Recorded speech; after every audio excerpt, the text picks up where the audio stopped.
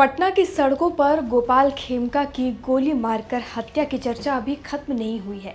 इस घटना से जुड़े नए राज हर रोज खुल रहे हैं।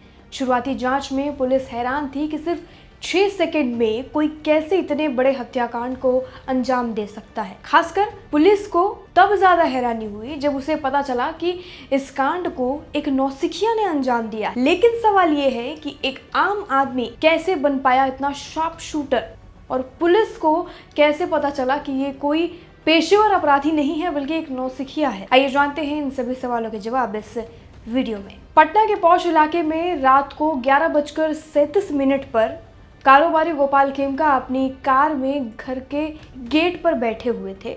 गेट खुलने का इंतजार कर रहे थे। तभी एक बाइक सवार आया, कार की खिड़की के शीशे को भेद कर एक गोली दागी और फरार हो गया। गोली सीधे खेमका के सिर में लगी। 6 सेकंड का वो पल जिसने पूरे बिहार को, पूरे पटना को हिलाकर रख दिया। पटना पुलिस ने तुरंत जांच शुरू की।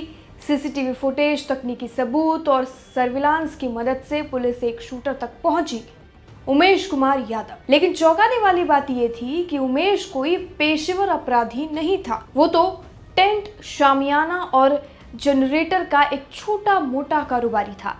फिर उसने इतने सटीक तरीके से हत्या कैसे की, इतनी सटीक तरीके से गोली कैसे चलाई? पुलिस ने उमेश को माल सलामी इलाके से गिरफ्तार किया। उसके घर से हत्या में इस्तेमाल हुई 9mm पिस्टल, 59 जिंदा गोलियां, एक बाइक, हेलमेट, कपड़े और मास्क बरामद हुए। बाइक उसी के नाम पर रजिस्टर्ड थी और नंबर प्लेट के साथ कोई छेड़छाड़ भी नहीं की गई थी। पुलिस को यह समझने में देर नहीं लगी कि उमेश कोई एक्सपर्ट शूटर नहीं है या एक्सपर्ट क्रिमिनल नहीं है, बल्कि एक नौसिखिया था। उमेश की पूछताछ से हत्याकांड का मास्टरमाइंड सामने आया। अशोक साव, एक बिल्डर जिसकी गोपाल खेमका से जमीन को लेकर पुरानी रंजिश थी। अशोक ने 1.5 महीने पहले हत्या की साजिश रची थी। उसने उमेश को 4 लाख रुपए की सुपारी भी दी, जिसमें से 50,000 रुपए एडवांस में दे दिए गए थे। उमेश ने इन पैसों से अपनी बेटी की स्कूल फीस भरी। लेकिन सवाल ये है कि अशोक ने इतने बड़े काम के लिए एक नौसिखिया पर भरोसा किया कैसे? पुलिस जांच में पता चला कि अशोक ने उमेश को खेमका का रूटीन बता दिया था। खेमका हर दिन रात 8 बजे बांकीपुर क्लब जाते थे और 11:30 बजे सटीक घर लौटते थे। उमेश ने 1.5 महीने तक उनकी रेकी की, यानी कि देखना कब आ रहे हैं, कब जा रहे हैं, अपनी आंखों से नजर रखना। उन्होंने वो काम किया। हत्या के दिन उसने सटीक निशाना लगाया, लेकिन पेशेवर शूटरों की तरह भागने की बजाय वो सीधे अपने घर चला गया। अगली सुबह वो बेखौफ जेपी गंगा पथ पर अशोक से मिलने पहुंचा, जहां उसे बाकी पैसे भी मिल गए। पुलिस को अशोक साफ के फ्लैट से जमीन के कुछ कागजात भी मिले। 17 राउंड गोलियां और एक 38 बोर पिस्टल मिली। एक ऑडियो रिकॉर्डिंग में अशोक किसी से जमीन के विवाद पर गाली गलौज और धमकी देते हुए भी सुनाई दिया, जिसमें खेमका का नाम भी शामिल था। लेकिन पुलिस अभी तक ये नहीं बता पाई कि अशोक किससे धमकी दे रहा था, किससे बात कर रहा था। पुलिस की थ्योरी में उलझन तब आई जब ये साफ हुआ कि उमेश का कोई आपराधिक रिकॉर्ड नहीं था। एक नौसिखिया जिसने कभी इतना बड़ा क्राइम नहीं किया, वो कैसे इस साजिश का हिस्सा बन गया? पुलिस का मानना है कि अशोक ने उमेश को इसीलिए चुना क्योंकि वो सस्ता और आसानी से उपलब्ध होने वाला एक शूटर था।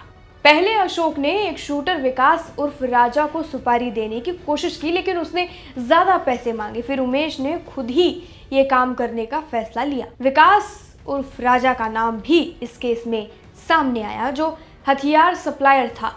पुलिस जब उसे पकड़ने पहुंची तो उसने गोली चलाई और मुठभेड़ में मारा गया। इससे पुलिस को और सबूत मिले कि हथियारों का जखीरा अशोक के जरिए ही उमेश तक पहुंचा था। सबसे बड़ा सवाल अब यह है कि उमेश पकड़ा कैसे गया? जवाब है सीसीटीवी और पुलिस की तकनीकी जांच।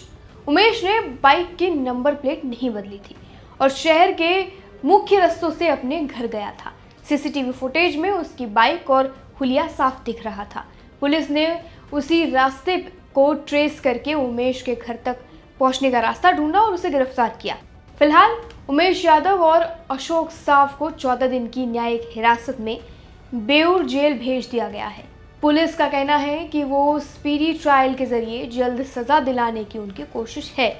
लेकिन कई सवाल अब भी अनसुलझे हुए हैं। क्या अशोक साहब अकेले मास्टरमाइंड था या इसके पीछे कोई और भी बड़ा नेटवर्क है?